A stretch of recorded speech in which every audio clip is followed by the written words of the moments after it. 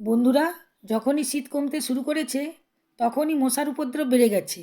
কোথাও বসতেই দেয় না, শুধুই কামড়ায়। আপনিও কি মশার উপদ্রবে অতিষ্ঠ হয়ে উঠেছেন? তাহলে আজকের ভিডিওটা শুধুমাত্র আপনার জন্য।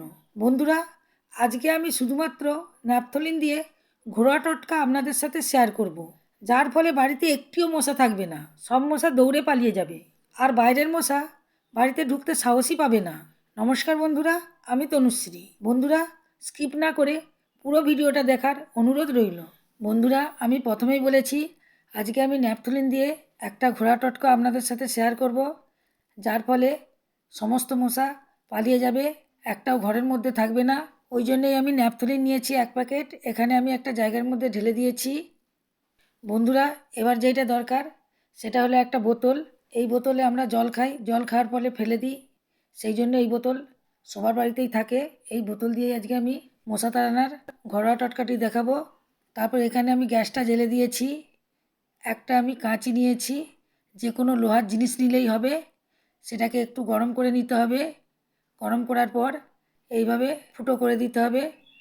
কাঁচিটাকে গরম করলে ফুটোটা খুব তাড়াতাড়ি হয়ে যায়। দেখুন ফুটোটা কত তাড়াতাড়ি হচ্ছে। আর এইভাবেই আমি পুরো বোতলটাকে ফুটো করে নেব। বন্ধুরা, মশা তাড়ানোর জন্য আমরা সাধারণত কয়েল, লিকুইড তেল ব্যবহার করি, কিন্তু এতে আমাদের শ্বাসকষ্ট, বিভিন্ন ত্বকের রোগ বা ক্যান্সারের মতো সমস্যা দেখা দিতে পারে। তাই আমরা যদি ঘরোয়াভাবে মশা তাড়াতে পারি তাহলে আমাদের শরীর সুস্থ থাকবে।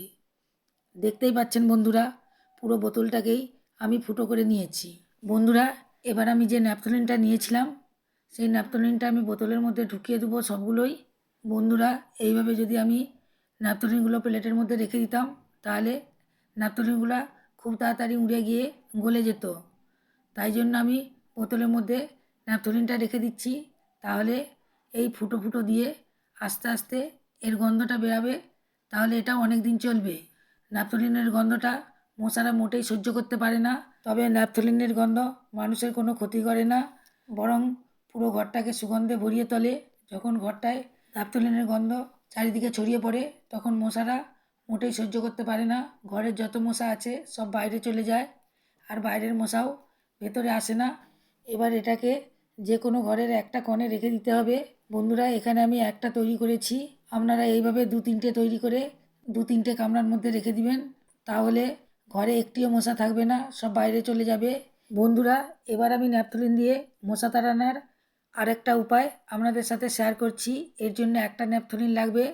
ন্যাপথলিনটা একটা জায়গার মধ্যে রেখে এইভাবে কোনো কিছু ভারী জিনিস দিয়ে গুঁড়িয়ে নেব। দেখুন ন্যাপথলিনটা কত সুন্দর গুঁড়ো হয়ে গেছে।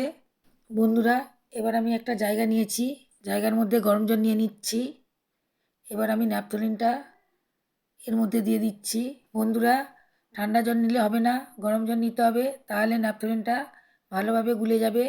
বন্ধুরা, গরম জল দেওয়ার পরেও ন্যাপথলিনটা খুব ভালোভাবে মিশবে না, এর জন্য আমি আরেকটা জিনিস দেব, সেটা হচ্ছে ডেটল।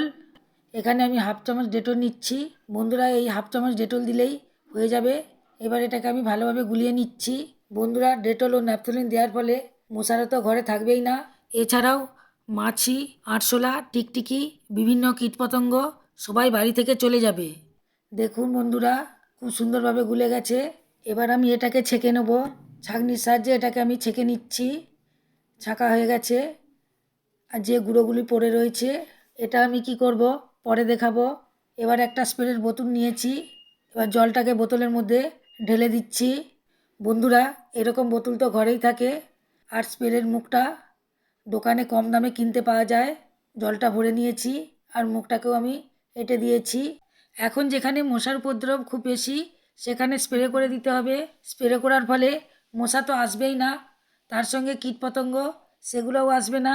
আপনারা ড্রেসিংয়ে ও বাথরুমে এটা স্প্রে করতে পারেন, তাহলে ড্রেসিং ও বাথরুমে যে পোকা উঠে আসে সেটাও আসবে না, আর আরশোলাও থাকবে না। এটাকে স্প্রে করে মুছে দিলেও কিচেনে আর আরশোলা ঘোরাঘুরি করবে না। বন্ধুরা, এটা যে আগে আমি রেখে দিয়েছিলাম এটাও বাড়ির যে কোনো এক কোণে রেখে দেবেন, যেহেতু এটা ন্যাপথলিন আর ডেটল দিয়ে মেশানো, তার ফলে একটা গন্ধ আছে, সেই গন্ধে আর মশা আসবে না। বন্ধুরা, আজকের ভিডিওটা ভালো লেগে থাকলে লাইক দিয়ে দেবেন, আমার চ্যানেলকে সাবস্ক্রাইব করবেন এবং বন্ধুদের মধ্যে প্রচুর প্রচুর শেয়ার করবেন।